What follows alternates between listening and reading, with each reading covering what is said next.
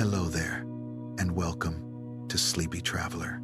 I'm so happy you've chosen to share this gentle night with me. Wherever you are, let the edges of your day soften, as if the noise were slowly closing a door behind you.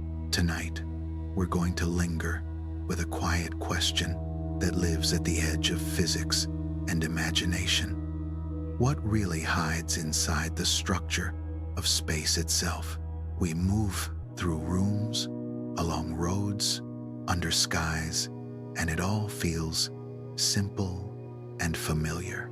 But some theories whisper that beneath this surface, space may have secret patterns, delicate directions folded in on themselves, tucked away like pages in a closed book. In this soft corner of the night, we'll follow the idea that a dimension might curl up so gently that our eyes and instruments never notice, and yet its presence could still shape everything, from tiny particles to the wide, calm sweep of the cosmos.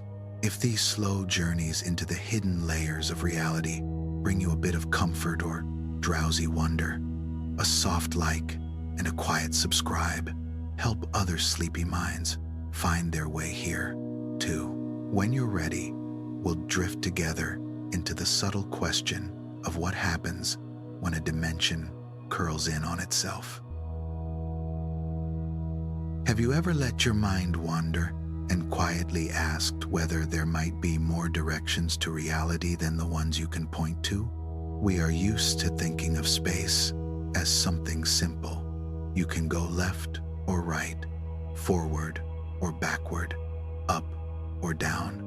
But imagine walking in one of those directions, straight and steady, for as long as you like.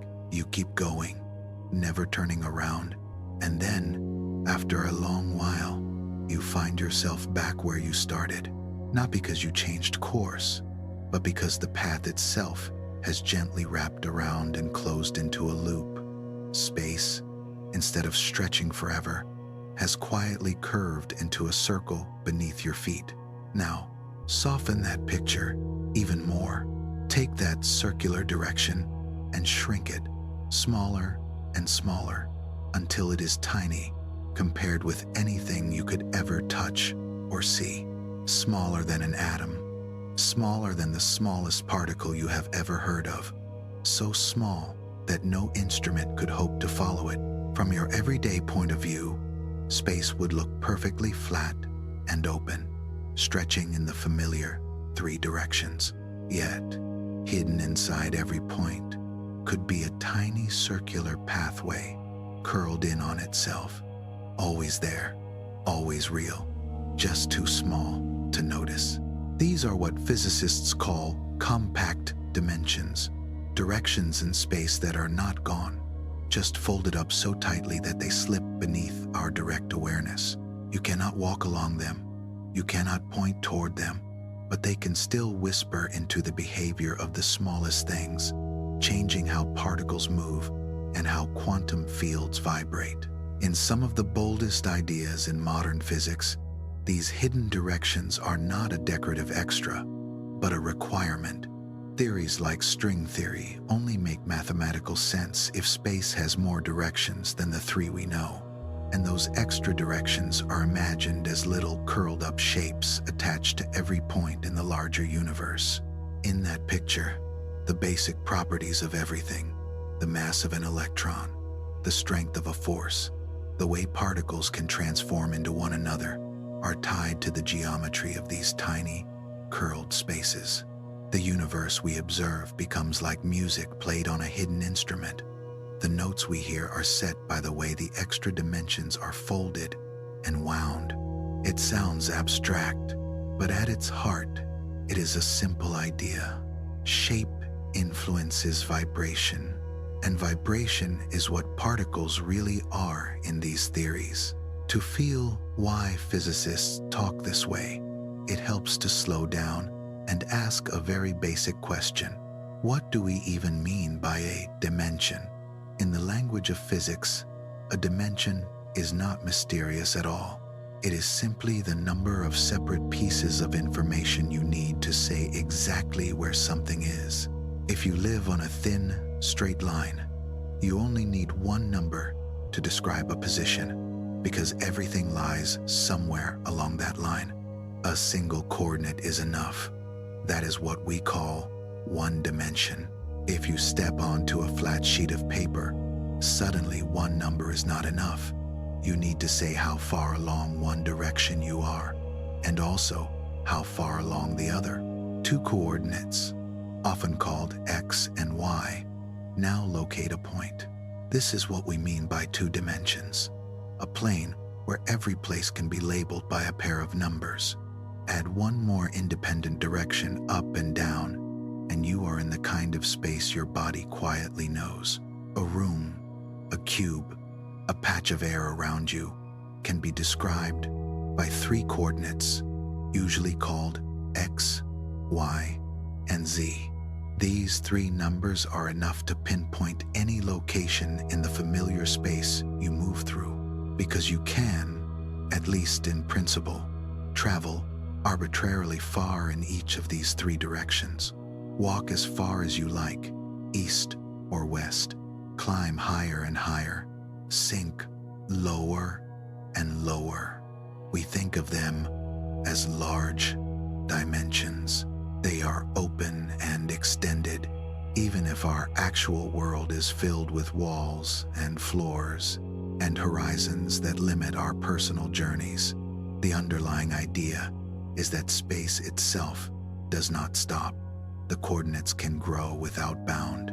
But to describe something that truly happens, just giving a place in space is not enough.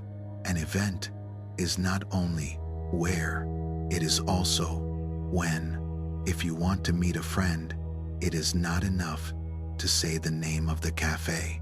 You need a time as well. Physics treats this in the same way. We add a time coordinate to the three of space. Together, three coordinates for where and one for when form a four-dimensional structure called space-time. In this picture, a moment in your life is a point in space-time, with three numbers for position and one number for time. This is the stage on which relativity unfolds, where gravity bends the geometry and light traces out the straightest possible paths. Once you are used to this idea that the world is already four-dimensional, when you include time, it becomes a little easier to entertain a deeper question. What if there are more spatial dimensions than the three you can point to? What if, at every place in space, there are extra directions you could, in principle, move along, but which are somehow hidden from your senses and your instruments? If they are there, what would they do? How would they change the motion of particles, the spread of light, the pull of gravity? And if they are real, why have we not noticed them in everyday life? To make peace with that puzzle, you have to see how a dimension can exist and yet not make itself obvious. One of the simplest ways to do that is to imagine a very humble world, an endless straight line. On this line, every point can be described by a single coordinate, which we can call X. 2 points are different if they have different X values, and as you move smoothly along the line, the value of X changes smoothly as well, increasing in one direction and decreasing in the other. Now picture a little universe of tiny beings who live only on that line. They cannot step off it. Their entire world is that single thin track. Suppose that, as one of these tiny travelers walks along, they begin to notice something odd. Every time they move the same fixed distance, say, some length we will call L, they pass the same landmark again. A little triangle painted on the line, perhaps, or a small post in the ground. Walk distance L, there's the triangle. Walk another distance L in the same direction. The very same triangle appears again, over and over, in a perfect pattern. From their perspective, the line stretches on forever. But because every landmark repeats after the same distance, this infinite line with a repeating pattern behaves in a very particular way. There is no experiment these beings can do along the line that will distinguish it from a circle whose total circumference is exactly that length L. If they could somehow zoom out into a higher dimension and look at their world from above, they would see that what they thought was an endless line is really a loop. Walking straight ahead eventually brings them back to their starting point, not because they turned, but because the space they live in quietly wraps around. Mathematically, you can think of this circle as if it were still an infinite line, but with a rule. Any point with coordinate x is considered the same as any point whose coordinate differs from x by an integer multiple of that special distance L. You might say, softly, that points separated by L, or 2 times L, or 3 times L, and so on, are all identified with one another. To the inhabitants, all those positions feel like the same place. They can keep counting the coordinate as it increases, but the physical world repeats. In that sense, the line has been compactified. It is still described by one coordinate, so locally it feels one-dimensional, but globally it folds back on itself. Someone living there would say, quite honestly, that they inhabit a one-dimensional space. Yet if they could step outside their universe and look at its shape, they would see a circle. The difference between straight forever and looping back is hidden from them by the way their space is glued together. This gentle trick does not stop at one dimension. Think now of a flat, two-dimensional plane with coordinates x and y, stretching without end in all directions. You can move north and south along the y direction, or east and west along the x direction. If you decide that moving a distance L in the y direction brings you back to where you started, and you treat points whose y coordinates differ by integer multiples of L as the same place, something interesting happens. You have effectively rolled the plane into a cylinder. You can picture it as taking a sheet of paper and carefully gluing its top edge to its bottom edge, matching every point along the seam. The direction along the length of the cylinder, say the x direction, remains open and unbounded, but the direction around the cylinder, the compactified y direction, now forms a circle. The circumference of that circle is set by the distance L you chose. Locally, if you press your eye close to the surface, it still looks flat. But if you follow the wrap direction long enough, you come back to where you began.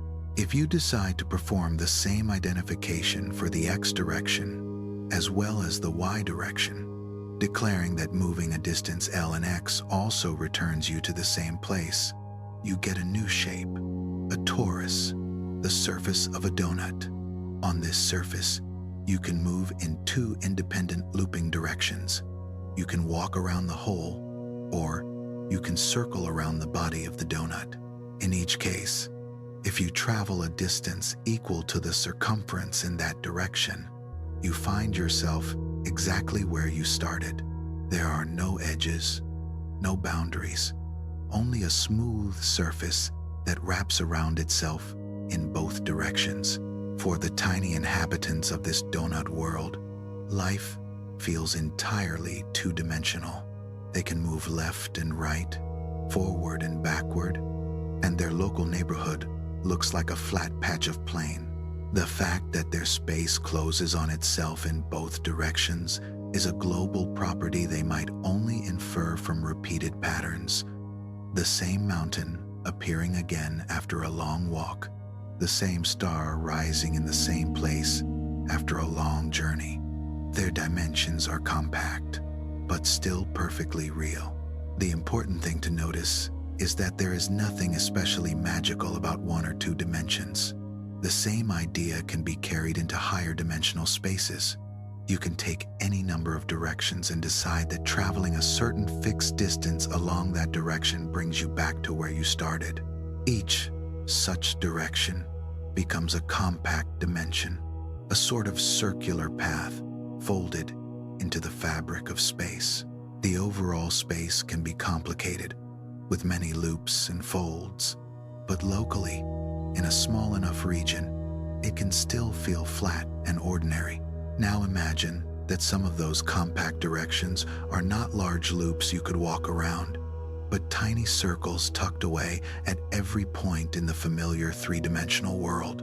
At each spot in space, attached in a way you cannot see, there could be little curled-up dimensions, like tiny rings, too small for any microscope. Moving through them would be impossible for you at human scales, but not impossible for the delicate ripples of quantum fields. Particles in this picture are not just free to roam the large dimensions. They can also wind around these hidden loops, their quantum waves wrapping and interfering. This leads to a natural question. If we take a simple physical system and quietly give it an extra circular direction, what changes? How does the hidden loop leave its signature on the energies that a particle is allowed to have? In quantum mechanics, energy levels are often quantized, coming in discrete steps rather than a smooth continuum. Extra dimensions, even compact ones, can rearrange those steps, adding new rungs to the ladder in ways that might be subtle or dramatic, depending on the size of the hidden circle. To explore this gently, it helps to start with something as simple as possible. Picture a particle that is constrained in one direction, like a bead moving along a short segment of a wire with its ends sealed off, while at the same time having access to an additional direction that quietly curls into a circle. One direction is bounded with walls that the particle cannot cross.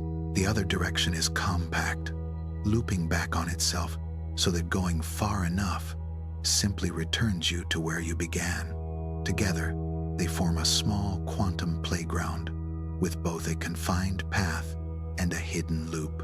By studying how the particle's wave pattern fits into this mixed space stretched between the boundaries in one direction and wrapped around the circle in the other, we can see precisely how compact dimensions reveal themselves in the energy spectrum. Some energies will come from motion in the visible direction, and others from motion around the hidden circle, combining into a set of levels that carries the imprint of both.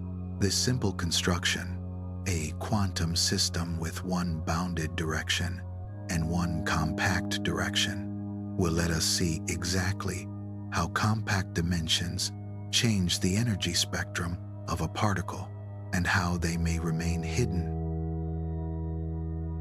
Imagine a quiet, two-dimensional world, like a perfectly smooth sheet stretching out in front of you. Every place on this sheet can be labeled by two numbers, which we call X and Y. The X direction runs along the sheet one way. The Y direction runs across it the other way. Together, they tell you exactly where you are in this little universe. Now, in this world, picture a single tiny particle, something so small it behaves like a wave, as much as a thing. Along the X direction, this particle is not free to wander anywhere it likes. Instead, it is trapped inside a kind of rigid box, an infinite potential well that extends from x equal to 0 to x equal to a. You can imagine two invisible walls standing upright at those two positions, shutting off the particle's motion beyond them. Inside the box, the particle can move. At the walls, its presence simply drops to 0.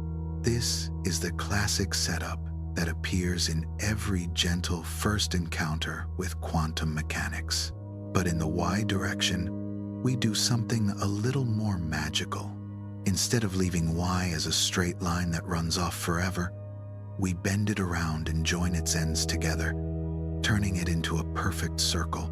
The length around this circle, its circumference, is equal to 2 times pi times r. If you move steadily in the positive y direction, you will not drift off to infinity. You will simply loop all the way around and arrive back at the very same point from which you started, having traced a full circle in the hidden direction.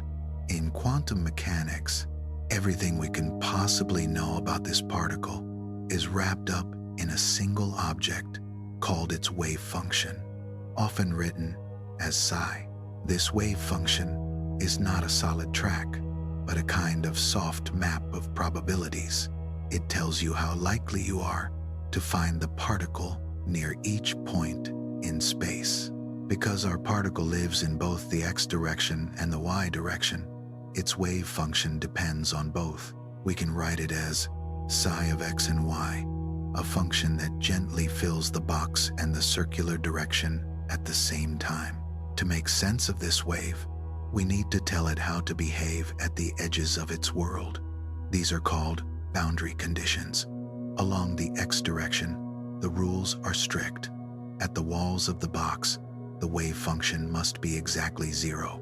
That is the mathematical way of saying that the particle can never be found beyond those rigid boundaries. In symbols, this means psi of x equal to 0, y is 0, and psi of x equal to a, y is 0. For any y, the wave must vanish at both sides of the box. Along the circular y direction, the rule is different, but just as gentle. Because moving by one full loop along the circle brings you back to the same physical place, the wave function must come back to the same value. After a full walk around the loop, nothing physical has changed, so the probability of finding the particle cannot suddenly jump. Written out, this says that psi of x and y is equal to psi of x and y plus 2 times pi times r. The wave must repeat itself perfectly after one full circuit. The motion in the x direction and the motion in the y direction are independent of one another. That allows us to imagine the full wave pattern as a product of two pieces, one that depends only on x and one that depends only on y. We can write the total wave function as psi of x and y equals x of x times y of y. The function x of x describes how the wave stretches and nods between the walls in the x direction. The function y of y describes how the wave behaves as it wraps around the circular y direction. To understand the full picture, we can gently deal with each piece in turn.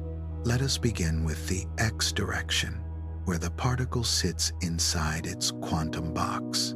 The comforting news is that everything we need here comes from a very simple idea. Only certain waves can fit between rigid walls. Along the x direction, the wave must be 0 at x equal to 0 and at x equal to a. If you imagine plucking a guitar string that is fixed at both ends, you know that the string cannot vibrate in just any shape. Only patterns that have nodes points that do not move at both ends are allowed. Similarly, in our quantum box, only wave shapes that vanish at both walls can exist as stable patterns. This requirement forces the wavelength of the wave in the x direction to take special values. Only whole numbers of half wavelengths can fit neatly between x equal to 0 and x equal to a without getting torn apart by the boundary conditions. If the box has length a, the allowed wavelengths in the x direction, which we call lambda sub x, are given by a simple relation. Lambda sub x equals 2 times a divided by n, where n is a positive integer, like 1, 2, 3, and so on. Each choice of n corresponds to a different harmonic. just like different notes on a string. Quantum mechanics quietly links waves to motion through something called the de Broglie relation. It says that a particle's momentum is related to its wavelength. P equals h divided by lambda, where h is Planck's constant. The shorter the wavelength, the larger the momentum. Inside our box, we can apply this to the x direction. The momentum component along x, which we call p sub x, is equal to h divided by lambda sub x. If we now substitute our expression for the allowed wavelengths, lambda sub x equals 2 times a divided by n into this relation, and rewrite it using the reduced Planck constant h bar, which is h divided by 2 times pi, we find that the allowed momentum values along x are given by p sub x equals n times pi times h bar divided by a. The momentum cannot take just any value. It comes in discrete steps, each labeled by an integer n.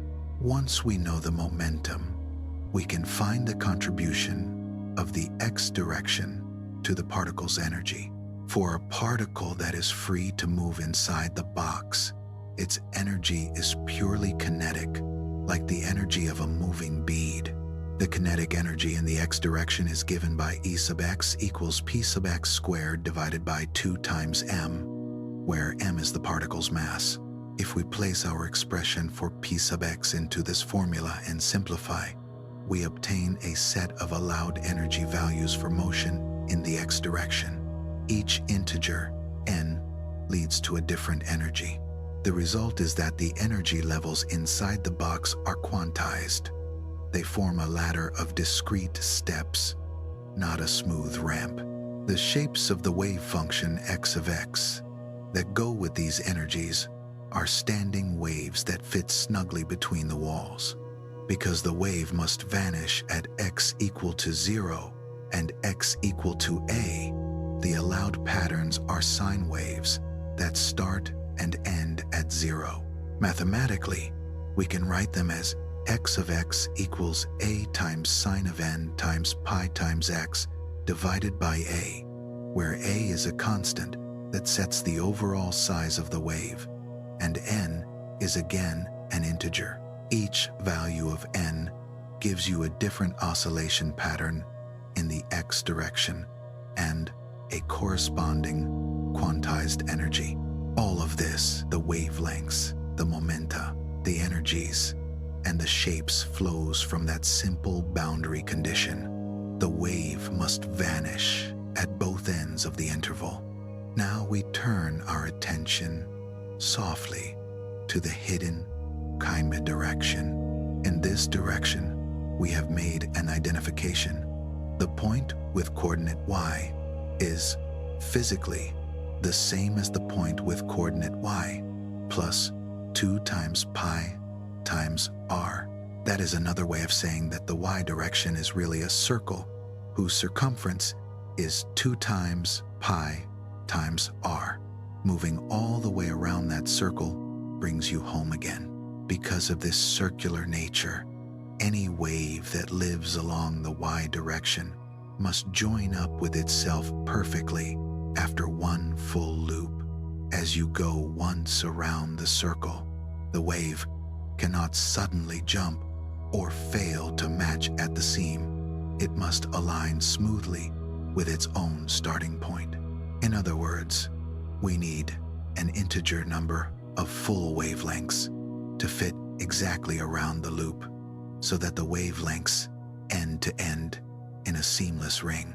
This is the boundary condition for the compact y direction. If we call the wavelength in the y direction lambda sub y, we can write this condition gently as L times lambda sub y equals 2 times pi times r, where L is an integer 0, plus or minus 1, plus or minus 2, and so on. This says that you can wrap exactly one wavelength around the circle, or 2, or 3, etc., but not, say, 1.5. The wave must match itself after an integer number of cycles. If we solve this relation for the wavelength, we find that lambda sub y equals 2 times pi times r divided by L. This equation tells us that only certain wavelengths are allowed along the circular direction, and those wavelengths depend both on the integer L and on the radius r of the circle. The wave cannot choose its length freely. The compact geometry decides which patterns can exist. Now we bring in the de Broglie relation once more for motion along the y direction. It tells us that the momentum component p sub y is equal to h divided by lambda sub y. When we substitute our allowed wavelengths, lambda sub y equals 2 times pi times r divided by L, we obtain p sub y equals h times L divided by 2 times pi times r. If we express this using h bar, this becomes p sub y equals h bar times L divided by r. This simple formula carries a quiet but powerful message. The momentum along the circular y direction is quantized. It comes in discrete chunks labeled by the integer L. The size of each step is set by h bar divided by r, which depends on the size of the compact dimension. A larger circle gives smaller momentum steps. A smaller circle gives larger jumps between allowed momenta. Once again, once the momentum is known, the energy contribution from motion in this direction follows. For a non-relativistic particle moving freely along the circle, the kinetic energy associated with the y direction is given by E sub y equals p sub y squared divided by 2 times m. If we plug in our expression for p sub y and simplify, we find that the allowed energies associated with motion around the loop are given by a formula proportional to h bar squared times L squared divided by 2 times m times r squared. The exact constants are less important than the pattern. The energy levels depend on the square of the integer L and on the inverse square of the radius r. Once again, the energy is quantized. It cannot slide continuously, but instead takes on discrete values, one for each integer L. The spaces between these energy levels are controlled by the size of the compact dimension. If you could draw the first few possible energy levels on a graph, say, for the first 5 values of L, you would see something gentle and clear. As the radius r grows larger, the spacing between the energy levels shrinks. The steps in the energy ladder become finer and finer until, in the limit of a very large circle, the levels lie so close together that they appear almost continuous. The circular direction starts to behave like an ordinary, extended dimension. On the other hand, as the radius r becomes smaller, the energy levels spread farther apart. The price of exciting motion around the circle grows because the allowed momenta jump in larger increments when the circle is tight and small. In that case, it becomes very difficult for the particle to access higher modes along the compact dimension, and at low energies, the system behaves as though that direction is almost invisible. This contrast, large radius giving nearly continuous energies, small radius giving widely spaced steps, is an important idea that quietly underpins how extra dimensions can hide. Because the y direction is a circle, the wave function component y of y must be periodic with period 2 times pi times r. One natural way to express such a periodic function is to write it as a combination of cosine and sine waves that wrap around the circle. Mathematically, we can express y of y as a sum over different integer values of L. each term being a cosine or sine with wavelength that fits an integer number of times around the loop. The coefficients a sub L and b sub L in this expression tell us how much of each sine and cosine pattern is present in the overall wave. The integer L can take the values 0, plus or minus 1, plus or minus 2, and so on, each one corresponding to a different mode of oscillation around the circle. There is a special, gentle case when L is equal to 0. In that case, the sine and cosine functions reduce to a constant value all the way around the circle. The wave function does not rise or fall as you go around. It is perfectly flat. This corresponds to zero momentum along the circular direction because there is no oscillation to measure. It is the unique mode that does not wiggle at all as you move around the loop, a calm, uniform presence along the compact dimension. For other values of L, the wave wraps around the circle with one crest, or two, or three, and so on, each time changing the pattern and the associated energy. We can picture this family of wave functions, mode by mode, for the first 6 values of L, seeing how the calm flat mode for L equal to 0 gently gives way to waves with more and more ripples as the absolute value of L increases. The periodic rule we imposed on the circular direction quietly guarantees something very simple and very strict. Every allowed wave pattern must join back onto itself perfectly after you move a distance of 2 times pi times r along the circle. No mismatched edges, no jumps, just a seamless loop of crests and troughs that closes smoothly, the way a bracelet closes around a wrist. Now we can gently pull all of our pieces together. Along the x direction, our particle is confined between 2 barriers at x equal to 0 and x equal to a. There, the energy comes in discrete steps, and the wave function is a standing sine pattern that vanishes at both walls. Along the y direction, which we have turned into a circle, the periodic boundary condition also forces the energy to be quantized, and the allowed wave function is built from sine and cosine patterns that fit an integer number of times around the loop. Because the motion in x and y is independent, the full wave function is simply the product of these 2 pieces. It is like saying, the way the wave stretches between the walls and the way it wraps around the circle can be treated separately, then multiplied together to give the combined shape. If we imagine, for a moment, setting all the overall amplitudes to 1 just to focus on the pattern rather than the absolute height, we get a very specific wave function for each choice of 2 integers, n for the x direction and L for the y direction. If you could draw this on a 3-dimensional graph, with x running in one direction, y running in another, and the height of the surface showing the value of the wave function, you would see a rich landscape of ripples and nodes. For different combinations of n and L, the surface would twist and fold in different ways. In these plots, there is one subtle thing to remember.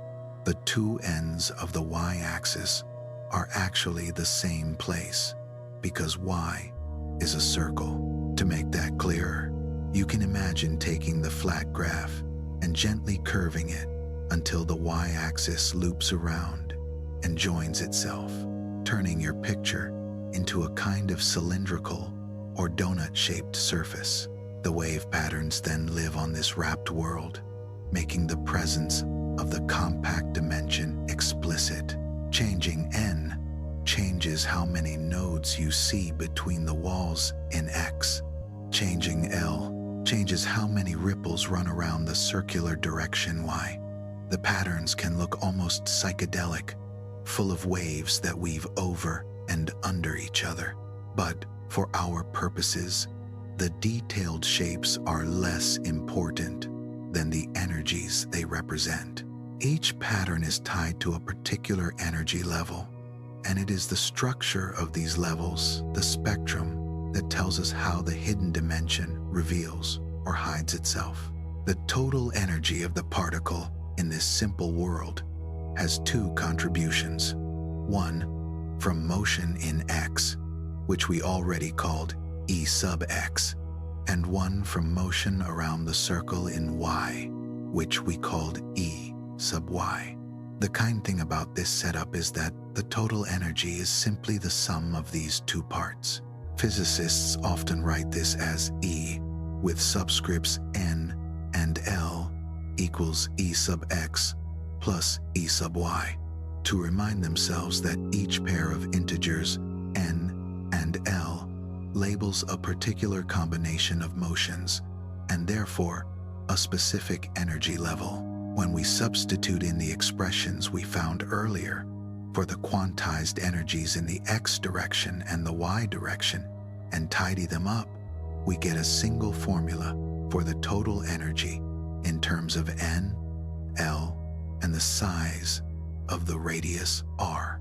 Without needing to stare at the algebra, we can already notice several gentle but important facts. First, each pair of integers n and l marks out one allowed energy level. The spectrum is like a lattice of points, 1 point for each combination of the two quantum numbers. Second, as we already saw, for any fixed value of L, the part of the energy coming from the compact dimension depends on the radius r. A small r gives a large energy contribution from motion around the circle. A large r gives a smaller one. Third, if we set L equal to 0, meaning no oscillation at all around the circle, the energy drops back to the familiar set of levels from the one-dimensional infinite potential. Well, you meet in elementary quantum mechanics. In that special case, the compact dimension is there in the mathematics, but it is not being excited. It does not add anything new to the energy. For non-zero values of L, however, there are extra energy levels stacked above the familiar ones, arising purely from the compact dimension. They are like new rungs on the ladder, corresponding to the particle carrying momentum around the hidden circle. Finally, if we let the radius r grow larger and larger, something else happens. The spacing between the energy levels associated with different L values grows finer. In the limit where r becomes infinitely large, the gaps shrink to 0, and the spectrum approaches what you would expect for a system that has an ordinary, unwrapped y direction, extending without bound. In that limit, the dimension is no longer compact. It behaves just like a standard, extended spatial direction. All of this sets us up to ask a very practical question. What is the very first new energy level that appears because of the compact dimension? The lowest lying new level will be the one with the smallest possible non-zero excitations in both directions. If you think about it, that happens when n equals 1, corresponding to the lowest mode in the x direction, and L equals 1, corresponding to the simplest non-trivial wave wrapping once around the circle. If you plug these values into the general energy expression, you get the energy of the very first level that truly feels the presence of the compact dimension. Now imagine that our compact dimension is very small. More precisely, imagine that the radius r of the circle is much smaller than the length a of the interval between the two walls in the x direction. In this regime, the compact dimension is tiny compared to the room the particle has along x. When you look at the expression for the total energy in this limit, you find that the part of the energy coming from the compact dimension dominates. The contribution from motion around the circle becomes much larger than the contribution from motion between the walls. The energy can then be approximated by a term that scales, like 1 divided by r squared. As the radius shrinks, this term grows enormous. There is a simple intuition behind this.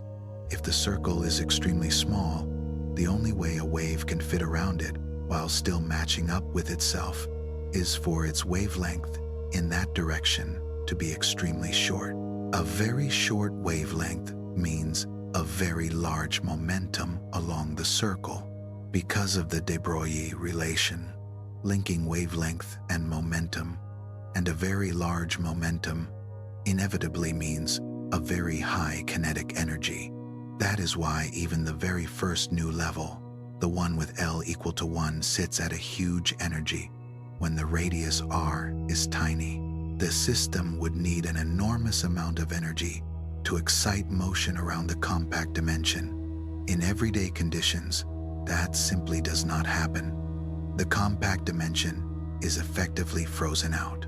To see just how high this new level sits compared to the familiar tower of states from the one-dimensional infinite well, you can imagine setting their energies to be roughly the same and asking, which n in the ordinary well would have an energy comparable to the lowest compact dimension level?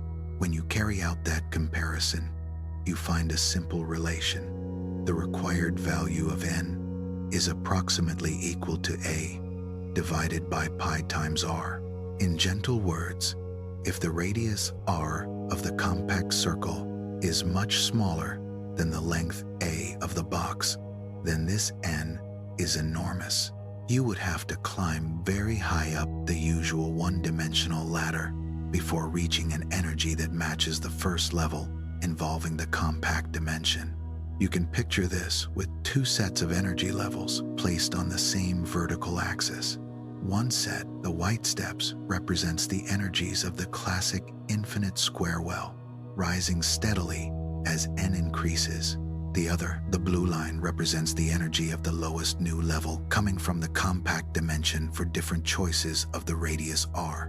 As you let r shrink, that blue level rises higher and higher up the axis, soaring to energies that would only be matched by very large n in the ordinary well.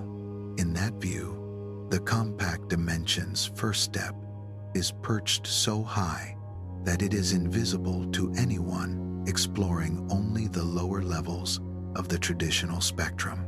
This is exactly how a sufficiently small extra dimension can hide. All of its excitations live at energies far beyond anything you are likely to access in gentle, low-energy experiments. If you imagine placing a horizontal green dashed line on that same plot, representing the maximum energy E sub max that your experiment can supply, you can see the logic even more clearly.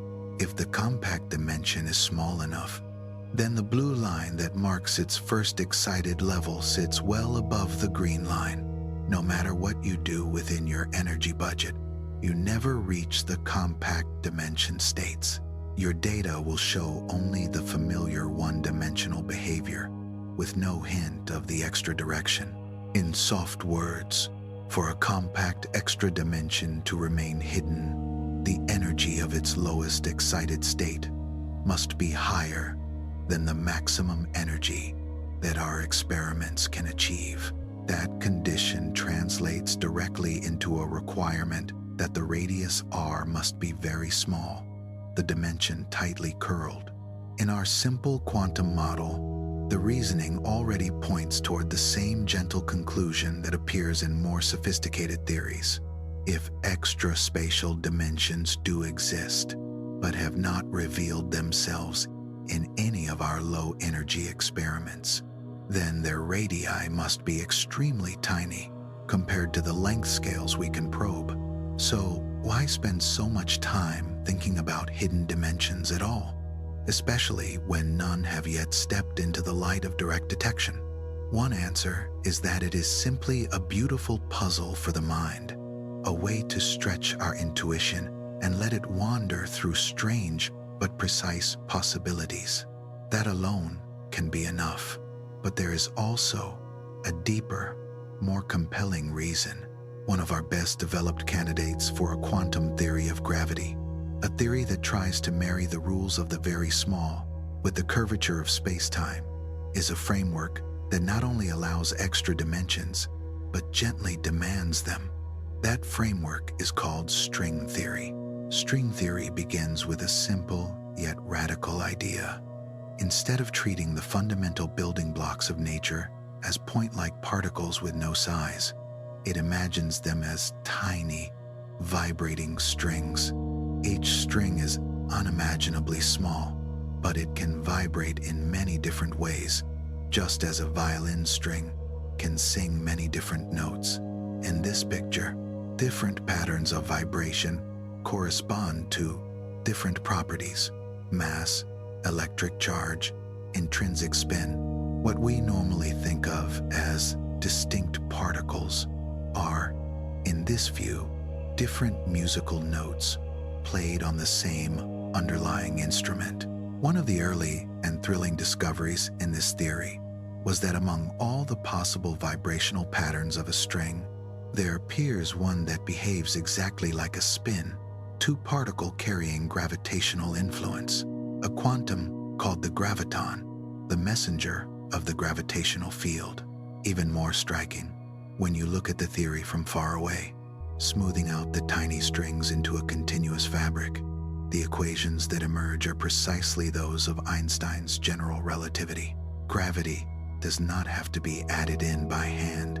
It is already present, hidden inside the vibrations themselves, waiting to be recognized when you zoom out. In the fuller versions of the theory, there are actually two basic kinds of strings. There are open strings, which have two endpoints, like tiny segments of thread, and there are closed strings, which form little loops with no ends at all. Both kinds can support rich patterns of vibration, and both types can vibrate, and both play important roles in the theory. Among all these tiny threads that string theory imagines, I want to gently narrow our attention to one particular kind: the closed strings, the little loops with no loose ends. They are especially natural companions for compact dimensions, because a closed loop can drift around a circle and also hug it, wrapping itself around again and again. That simple picture of a loop of string meeting a loop of space will let us uncover one of string theory's most surprising twists. But before that, it is worth pausing on a simple question. Why talk about extra dimensions at all? It is not just a stylistic flourish or a storyteller's whim. When physicists try to write down the equations for a consistent quantum theory of strings, and then insist that nothing breaks, no hidden contradictions, no fatal anomalies, something unexpected happens. The mathematics does not politely accept any number of dimensions you offer it. Instead, it pushes back and tells you that you must include additional spatial directions if you want the theory to hold together. There is a particularly elegant version of this framework called superstring theory. When you follow its rules carefully, it quietly demands a total of 10 space-time dimensions, 9 of space and 1 of time. Our senses, however, only show us 3 spatial dimensions. So, if there truly are 9 spatial directions in the theory, 3 of them must be large and extended, and the remaining 6 must be compact and hidden, curled up so tightly that ordinary life never sees them. It sounds outrageous at first, even a little ridiculous. 6 extra directions, all around us, but invisible. And yet, if we follow the logic patiently, the ideas that unwind from this are strangely beautiful. We have already seen, in a simpler quantum setting, how a spatial direction can be compactified, rolled into a circle, and shrunk until only high energies can reveal it. Now we can take that same intuition and apply it to a vibrating string. Before we write a single equation, it helps to ask a soft, guiding question. In a world that includes a compact circular direction, what different ways can a closed string move and store energy? To keep the picture clear, we will think about the simplest possible extra dimension, just one circular loop, a single compact direction of circumference, 2 times pi times r. That is enough to capture the essential physics, and it is the same kind of loop we have been exploring already. It turns out that a closed string in this setting has 3 main sources of energy. The first is the motion of its center of mass around the compact direction. Imagine the entire loop gliding along the circle, like a bracelet sliding smoothly around a wrist. This is directly analogous to our earlier quantum particle moving around a circular dimension. That motion gives rise to a momentum along the compact direction, and because of the periodic boundary condition, that momentum is quantized, allowed only in discrete steps. But there is something a particle cannot do that a closed string can. It can literally wrap around the compact dimension. Instead of just sliding, the string itself can cling to the circle, looping around it. In that case, the shape of the string is locked to the geometry of the compact dimension. You cannot shrink it back to a point without cutting it, because one full loop is topologically different from no loop at all. And you can take this idea further, stretching the string so that it wraps twice around, then 3 times, and so on. This number, the count of how many times the string loops around the compact direction, is called the winding number. You can imagine 1 wrapping, 2 wrappings, 3, 4, 5, 6, each one pulling the string tighter, just like winding a rubber band more and more times around your finger. Each extra wrap costs energy because you are stretching the string farther. On top of these 2, there is a third kind of motion, the internal vibrations of the string along its own length. Even if you ignore compact dimensions entirely and let the string live in a large, flat space, it can still wiggle, forming standing waves, just like a guitar string. These vibrational modes are there regardless of whether hidden dimensions exist. They are part of the basic life of the string itself. Gently gathered together, all 3 sources of energy become clear. The energy carried by the string's center of mass as it glides around the compact circle, the stretching energy stored when the string winds itself around that hidden loop, and the vibrational energy that comes from the soft ripples and oscillations running along the string's own length.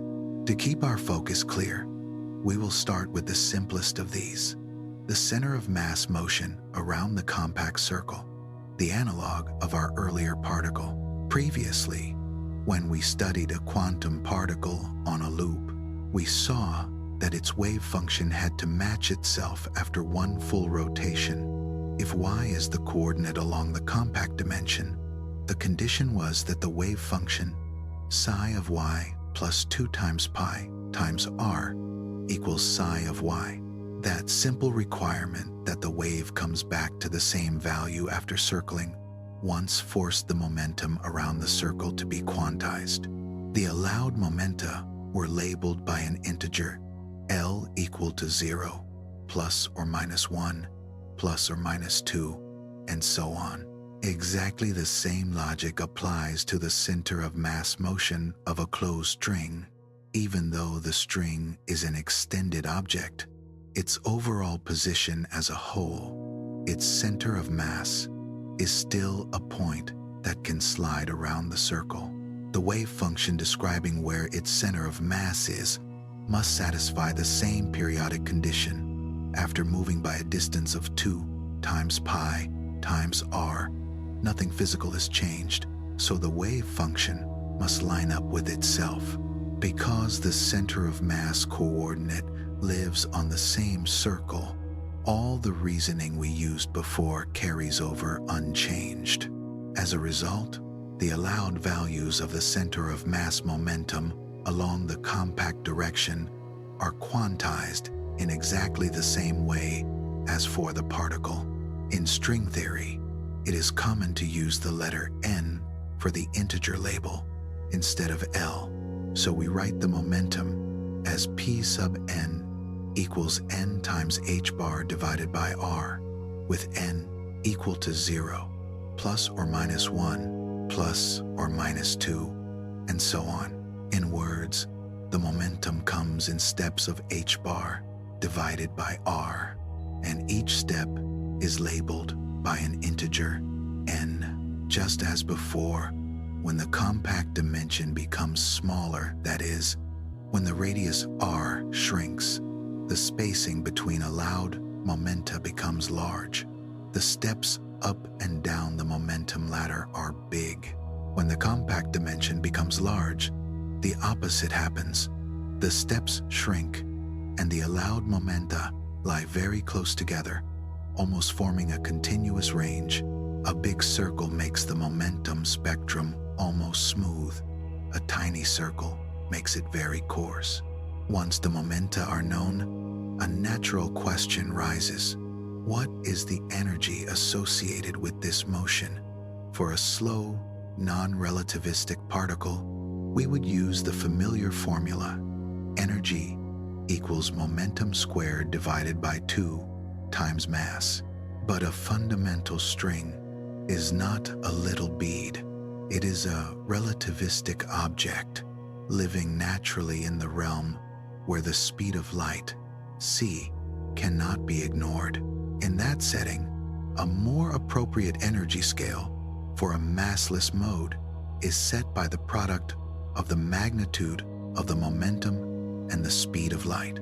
So, for the center of mass motion of a relativistic string along the compact dimension, we can write the energy associated with that motion as E sub n equals the absolute value of P sub n multiplied by c. If we substitute P sub n equals n times h bar divided by r into this relation, we find that E sub n equals the absolute value of n times h bar times c divided by r.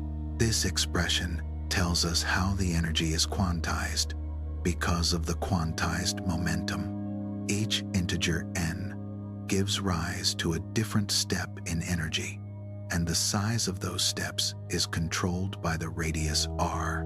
But the story of the closed string is richer because it can do something the particle cannot. It can wrap around the compact dimension. So let us softly quantify the energy that this winding costs. If the string wraps w times around the loop, then its physical length is not just the circumference of the circle. It is that circumference multiplied by w. The circle has circumference 2 times pi times r, so a string that wraps w times around it has length equal to 2 times pi times r multiplied by w. The integer w is the winding number. To estimate the energy stored in this stretched configuration, we remember what tension means.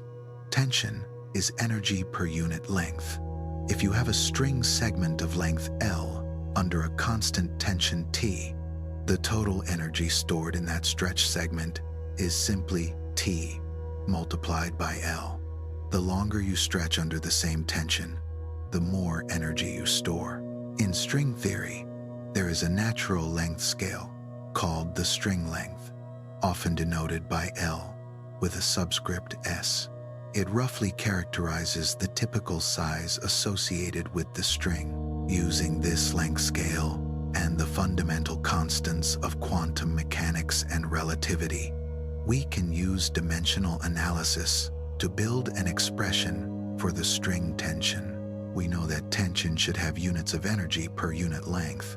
If we take Planck's constant divided by 2 times pi, usually written as h bar, and multiply it by the speed of light c, the result has units of energy multiplied by length. If we then divide that by the square of a length, specifically the square of the string length, L sub s, we obtain something with units of energy per unit length, exactly what we need for a tension. In other words, dimensional analysis suggests that the string tension should be of order h bar times c divided by L sub s squared. In actual string theory practice, theorists choose a slightly more precise definition that includes a factor of 2 times pi for convenience.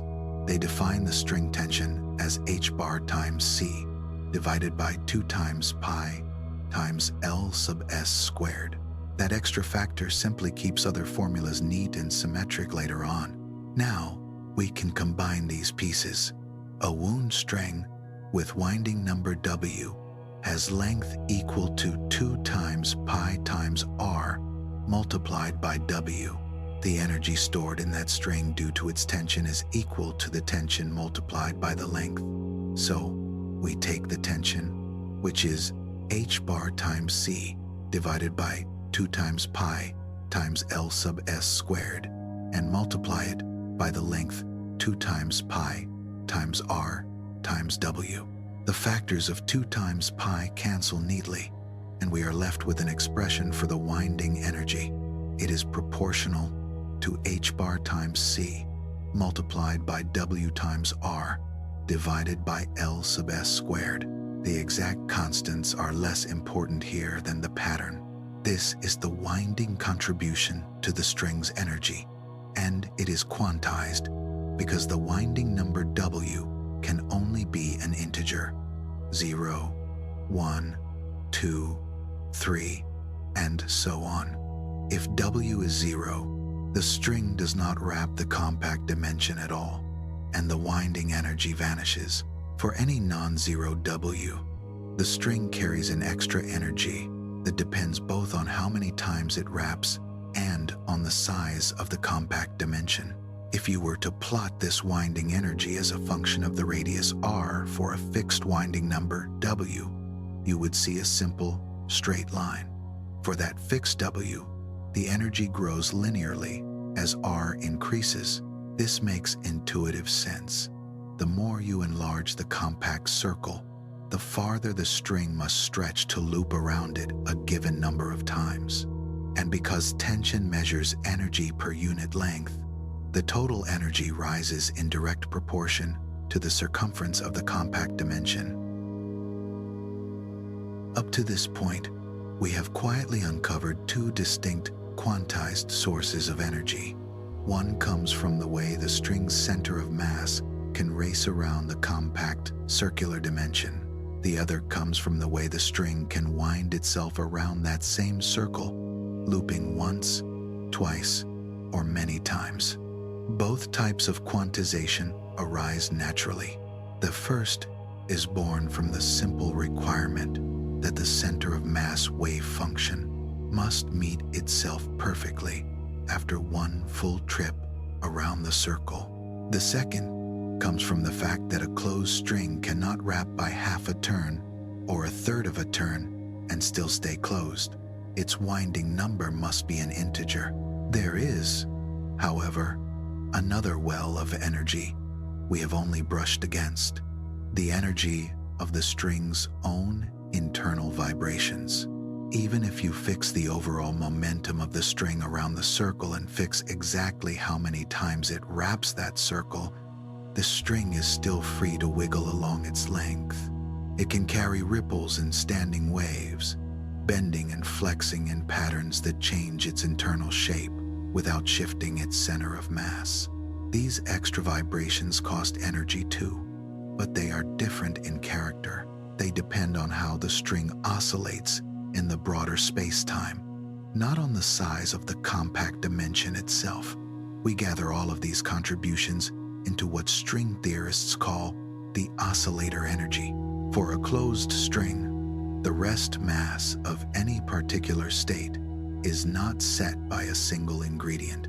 The square of its rest mass energy receives contributions from three sources: the momentum around the compact dimension, the winding of the string around that dimension, and the oscillator energy from all those internal wiggles.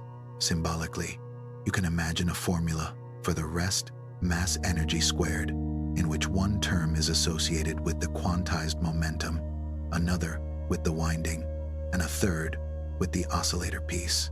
Only the first two explicitly care about the radius r of the compact circle. The oscillator term is more neutral, shaped by the overall structure of the theory, rather than that one small loop. To focus on the role of the compact dimension, we can gently set the oscillator term aside for a moment and keep only the momentum and winding pieces.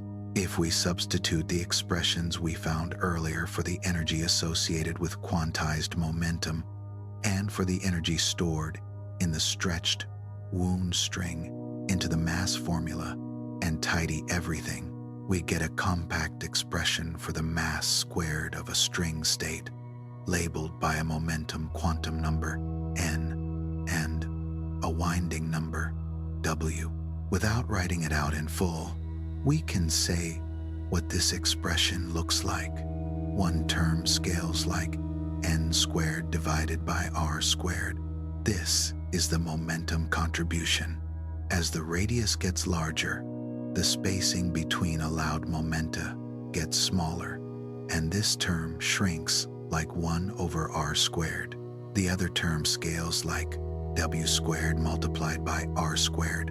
This is the winding contribution. As the radius grows, a loop around the circle becomes longer. The string must stretch more, and the energy stored in that stretching grows like r squared. One term falls as the radius increases. The other rises. Now, something remarkable shows up when we look at these two terms together. Imagine plotting the momentum contribution to the mass squared as a function of the radius r. It starts large when r is tiny and gently drops away, falling like 1 divided by r squared. Then imagine plotting the winding contribution on the same graph. It starts near 0 when r is very small and grows as r grows, climbing like r squared.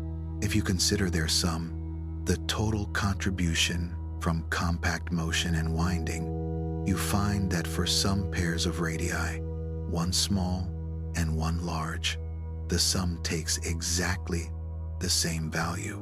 A tiny circle and a much larger circle can give rise to the same mass for a given string state, once you account for both kinds of motion. This symmetry becomes even clearer when you look back at the mass formula itself.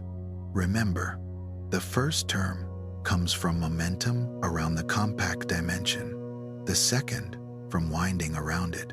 Now imagine performing a simple transformation in your mind. Take the radius r and replace it with the string length squared divided by r, where the string length sets the natural size scale of the theory.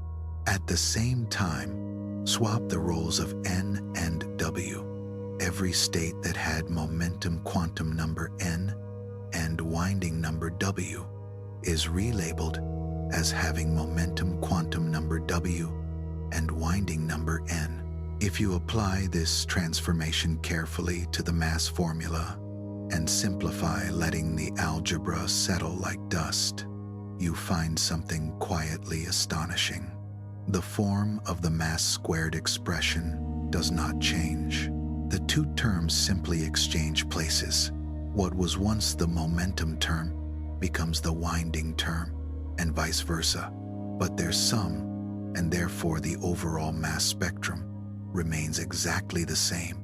In softer words, all of the observable physics that depends on the compact radius r is identical for a circle of radius r and a circle of radius equal to the string length squared divided by r, as long as you also exchange momentum and winding quantum numbers. A string racing rapidly around a tiny circle in one description can be reinterpreted in the dual description as a string that is at rest around the circle, but wrapped many times, carrying energy in its winding instead. Neither picture is more real than the other. They are two complementary stories about the same underlying configuration. If you let this sink in, it is a bit dizzying. For a string, there is no sharp, absolute way to tell the difference between a very small circular dimension and a much larger one, at least once you slip below the scale set by the string length, often taken to be near the Planck scale. Shrinking the circle further does not reveal ever finer structure in the way you might expect. Instead, the momentum and winding modes simply exchange their roles, leaving the full mass spectrum unchanged.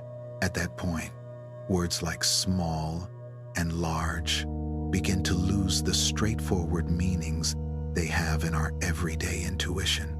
A tiny circle behaves, in many respects, just like a big one. This equivalence has a name in string theory: T-duality. It is one of several deep dualities that the theory contains, quiet symmetries that whisper that very different-looking descriptions of space-time and motion can actually be the same. So far, we have been gently playing with just one extra circular dimension, but in superstring theory, there are 6 extra spatial dimensions that must be curled up and hidden. The mathematics does not simply allow you to take 6 separate circles and be done. It imposes strict conditions on the shape of the full 6-dimensional compact space. Some of the simplest shapes that satisfy these conditions are known as Calabi-Yau manifolds. They are not smooth donuts in an ordinary sense. Instead, you can picture them very faintly as unimaginably intricate, multi-holed surfaces, twisted and folded in 6 dimensions rather than 2. What matters is not just their overall size, but the detailed ways in which they curve, how many independent loops or cycles they contain, how those cycles intersect and thread through each other, and how various kinds of flux fields and charges wind their way through these hidden directions. All of these ingredients, geometric and topological, shape the way strings can move and vibrate in the hidden space.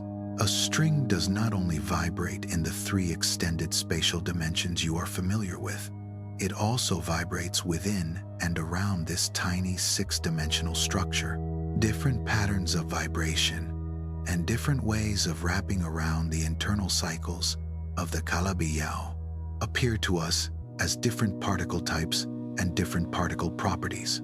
Masses, charges, interaction strengths, all can be traced, in principle, to the fine details of the compact geometry.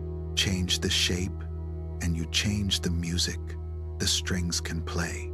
A different 6-dimensional geometry with different cycles and different flux threading those cycles leads to a different spectrum of allowed string states.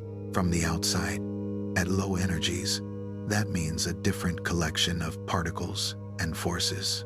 At first glance, this seems incredibly promising. Perhaps there is exactly one compact shape whose spectrum of vibrations matches the particle content of our universe, down to the last detail. But there is a catch, and it is a big one. As string theorists began to explore the space of possible compact geometries and possible patterns of flux, they did not find a single preferred solution. They found an enormous multitude. Each distinct choice of 6-dimensional shape and internal flux configuration produces a different effective 4-dimensional world, with its own spectrum of particles, its own constants, its own low-energy physics. Rough estimates suggest that the number of consistent compactifications may be unimaginably large, often quoted as something like 10 to the power of 500 different possibilities. This huge family of potential worlds is sometimes called the string landscape. On one hand, it reflects a deep richness. The theory is flexible enough to accommodate many different low-energy universes, and among them there may be ones that resemble our own quite closely. On the other hand, the sheer size of this landscape raises a serious and sobering question. If there are so many ways to curl up the extra dimensions without breaking the theory, why does our universe correspond to the particular choice it does? What principle, if any, singles out one specific Calabi-Yau shape and one specific arrangement of flux patterns from this vast hidden menu? Is there a selection rule we have not yet glimpsed? Or is the answer tied to ideas like cosmology, chance, or even the existence of many universes? Extra dimensions, then, speak with a mixed voice. They offer a beautifully concrete mechanism. The detailed shape of a hidden six-dimensional space can, in principle, determine the particles and forces we observe. At the same time, the staggering number of viable shapes makes it hard to understand why our universe is realized in exactly this way and not in one of the countless others. Yet even in this uncertainty, there is a kind of quiet comfort. The attempt to weave gravity and quantum mechanics together has led us to a picture in which notions like small and large can trade places, in which different descriptions can be secretly equivalent, and in which the unseen geometry of space might be humming beneath everything we see. Knowledge, for now, is limited. We have no direct experimental path into these curled-up directions, no clear way to walk the full landscape, but imagination can still travel there, circling the compact dimensions, tracing dualities, and exploring possibilities that stretch beyond our present reach, gently encircling the world we know with questions we have not yet answered.